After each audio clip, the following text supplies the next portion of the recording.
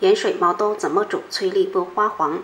掌握3个关键步骤，保证毛豆入味好吃不花黄。新鲜毛豆倒入瓶中，加点盐，用清水泡2分钟。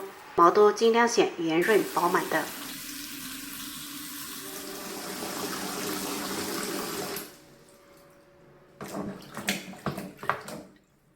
再多清洗几遍。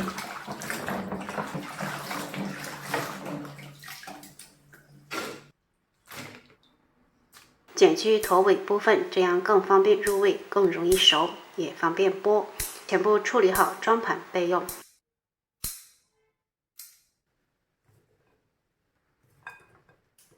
来几片香叶，1小段桂皮，3个八角，1小把花椒，1个干辣椒。准备好的香料全部倒入锅中，倒适量的盐，在最小火慢炒，将香料的香味炒出。炒至能够闻到大料香味，盐粒变黄，倒入1大碗清水，转大火烧开。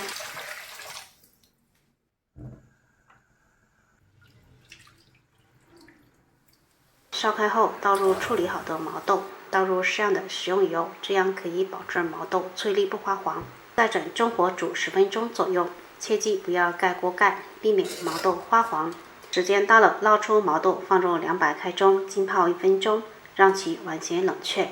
这也是毛豆脆粒不发黄的关键步骤之一。冷却之后就可以捞出装盘食用了。哇，真的是太漂亮了，一个个脆粒不发黄，看到就超想吃。